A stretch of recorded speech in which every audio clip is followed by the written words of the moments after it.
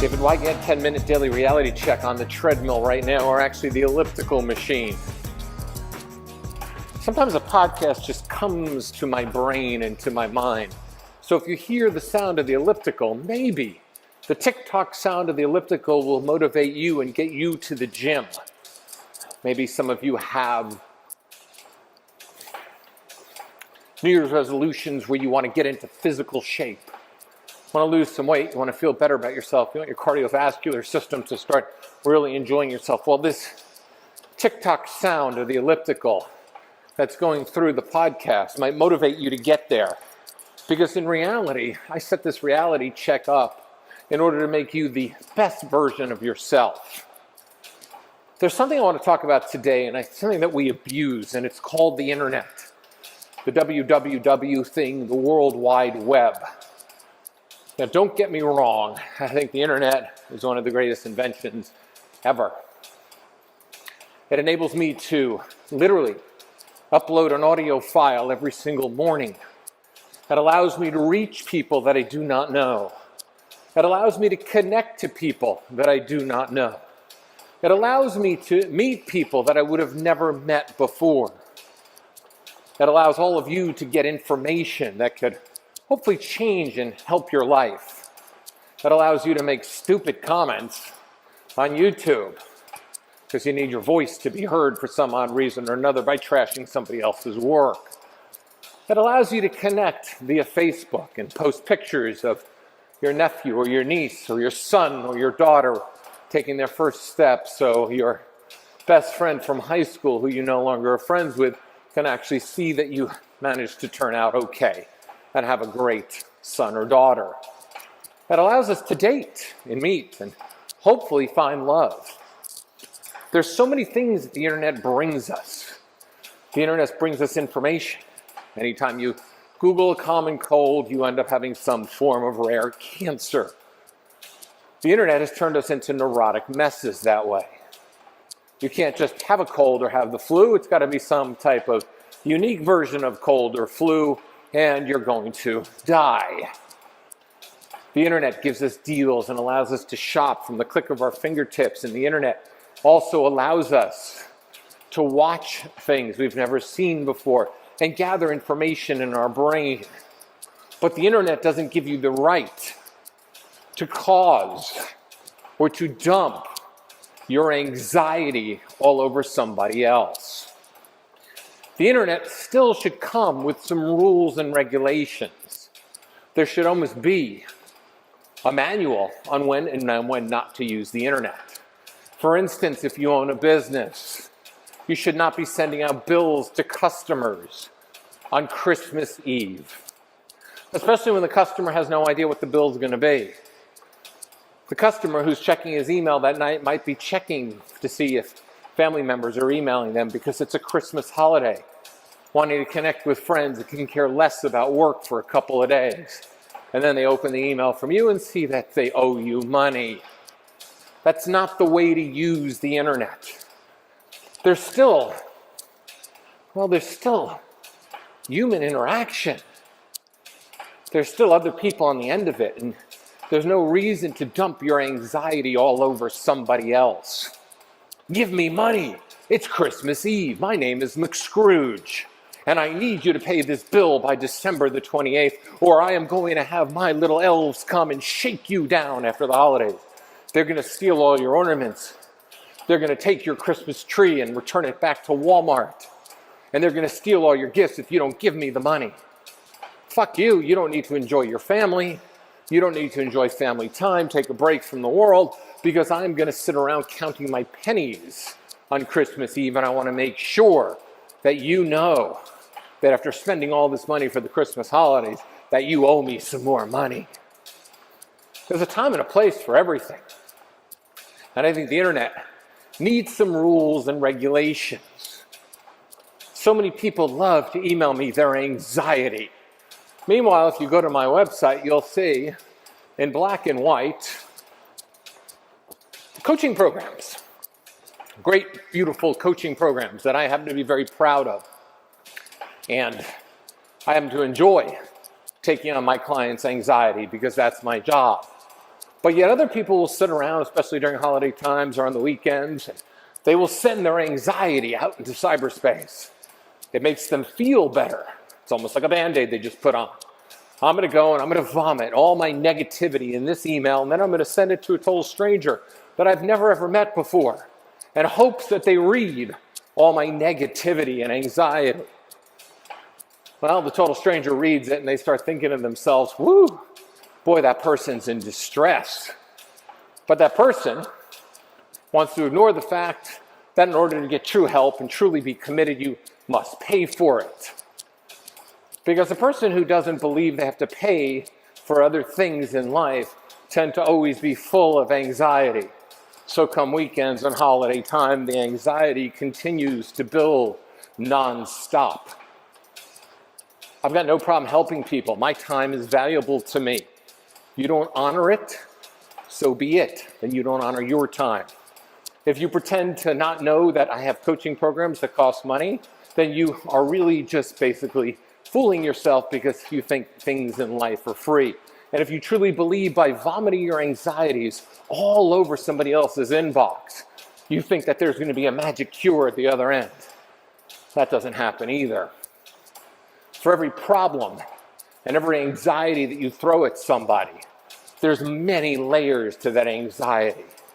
Many layers to the onion, many stories, many things that need to be conquered. Nobody can give you an answer to a problem that you've been having. Nobody can give you the magic cure, because if I could, my name would have been Santa Dave or Wygant Claus. And I would gladly disperse this information from a big red chair in a mall during the holiday season.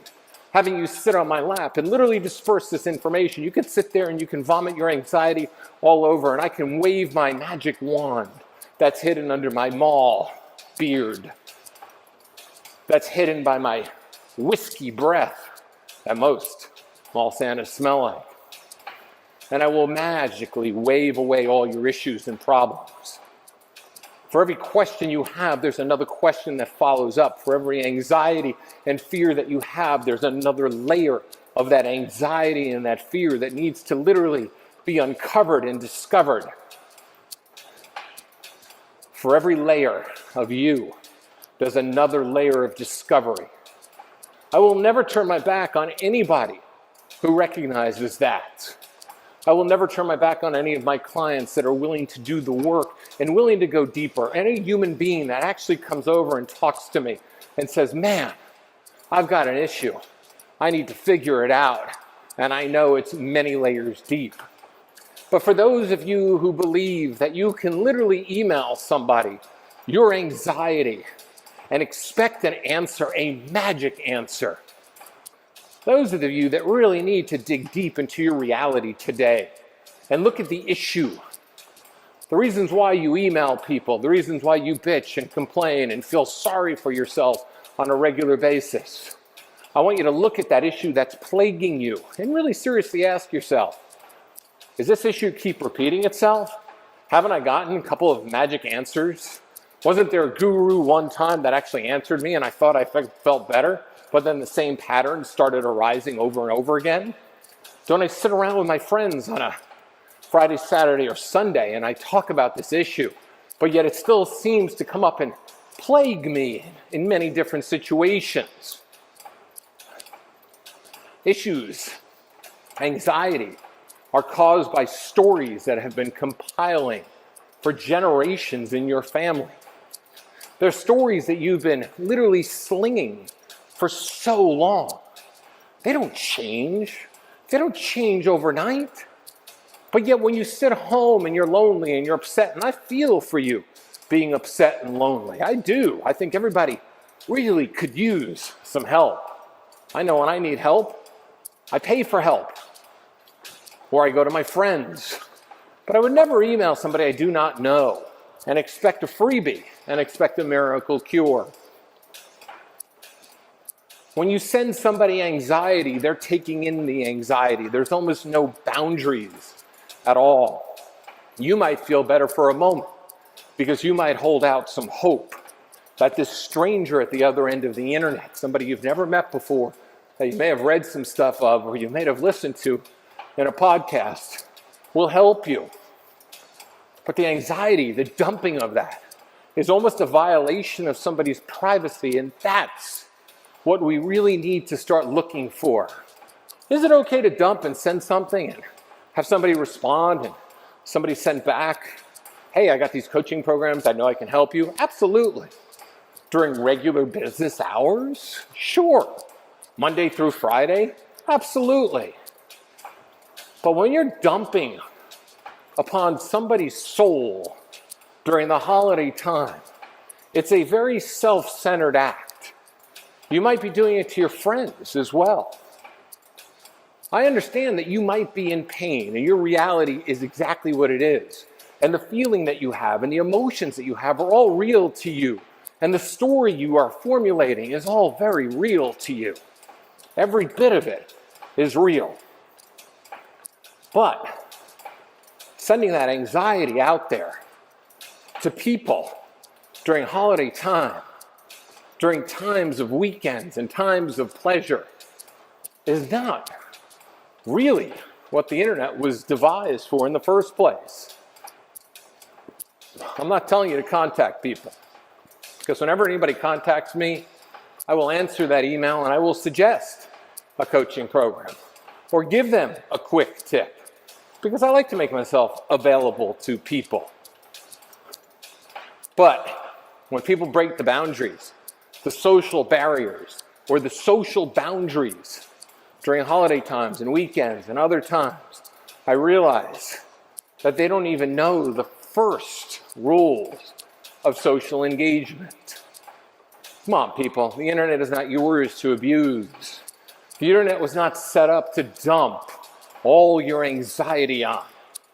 The internet was set up to make your life more convenient.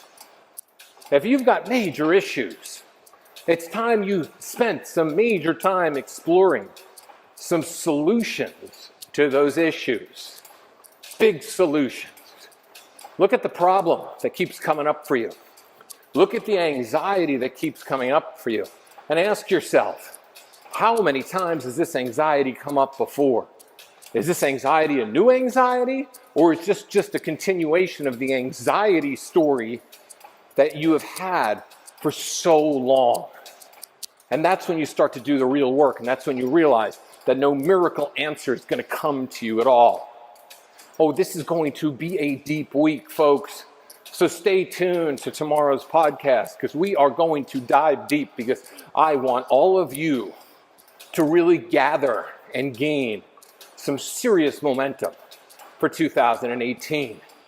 This has been the 10-minute daily reality check, brought to you by the Precor Elliptical machine at my gym. Hope you enjoyed the mesmerizing sounds of the elliptical as well. I'll see you all tomorrow.